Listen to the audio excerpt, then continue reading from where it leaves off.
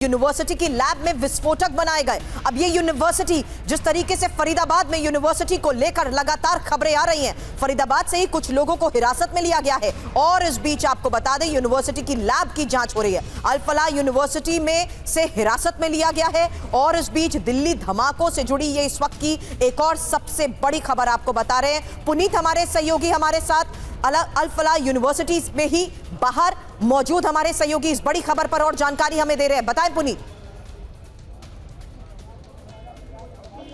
देखिए अभी अभी यहाँ से जो पुलिस है वो कुछ लोगों को हिरासत में लेकर के निकली है। 6 से 8 लोग बताए जा रहे हैं, इनमें डॉक्टर्स और इस यूनिवर्सिटी का स्टाफ और कुछ छात्र भी शामिल हो सकते हैं। बताया जा रहा है कि 6 से 8 लोगों को हिरासत में लिया गया। महज 5 मिनट पहले यहाँ से लेकर के अल फलाह यूनिवर्सिटी से निकले। सबसे बड़ी बात यह है कि जो डॉक्टर उमर था वो इसी कैंपस के अंदर रहता था और अब यहाँ पर जो लैब है उसकी भी जाँच की गई है। NIA की टीम भी लगातार यहाँ पर अंदर मौजूद है। लैब की जाँच की गई है और यह भी चेक किया जा रहा था कि क्या वहां पे RDX या दूसरे किसी जो विस्फोटक रखने या किसी और चीज तरीके से इस्तेमाल तो नहीं किया गया। यानी कि लैब संदेह के घेरे में आ चुकी है कि क्या वहां किसी तरीके के विस्फोटक को बनाया गया या फिर रखा गया या फिर लैब का इस्तेमाल किया गया। तो लैब की बहुत ही बारीकी से जांच की गई है, यह हमारे सोर्सेस बता के आ रहे हैं। इसके अलावा जो उमर जहां पर रहता था उसके आसपास के कमरे और साथ ही फर्स्ट फ्लोर के सभी कमरों की एक एक जगह पर जो पुलिस है उसने तलाशी ली है।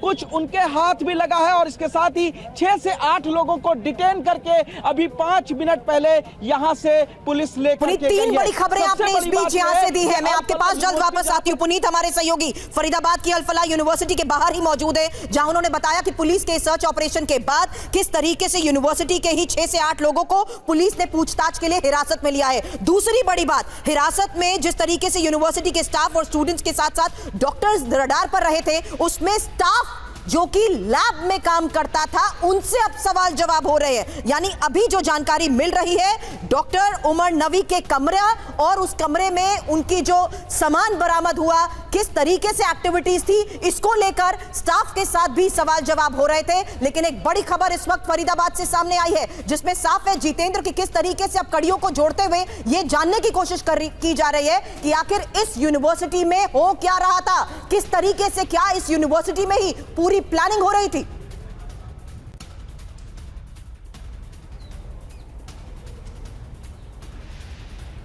जितेंद्र, आपको मेरी आवाज आ रही है?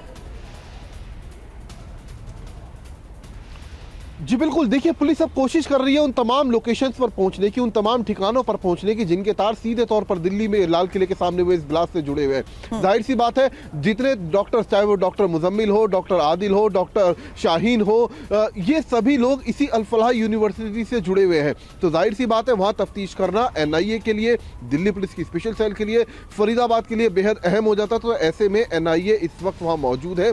साथ ही जो लोग इन तीनों डॉक्टर्स के संपर्क में थे उनसे भी पूछताछ की जा रही है। हो सकता है ये वही स्टाफ हो और इनसे हिरासत में लेकर क्वेश्चनिंग की जाए, जानने की कोशिश की जाए कि आखिरकार इनका किस तरीके का कनेक्शन इन तीनों आतंकी डॉक्टर्स के साथ था। इसके अलावा लैब का मुआयना करना इसलिए जरूरी था क्योंकि जो डॉक्टर मुजम्मिल है वो उसी लैब के अंदर काम करता था। तो कहीं ऐसा तो नहीं कि जो अमोनियम नाइट्रेट के जो ट्रेसेस यहाँ से बरामद हुए स्पोर्ट से, या फिर कहें जो बरामदगी फरीदाबाद में हुई है तो उनके ट्रेसेस क्या उस लैब से भी मैच खाते हैं। तो ये वो तमाम SOPs होती है जांच की, जिसको किसी भी जांच एजेंसी के लिए पूरा करना जरूरी होता है ताकि आपस में कोलैबोरेट किया जा सके तमाम सबूतों को, तमाम लोकेशंस को। जी।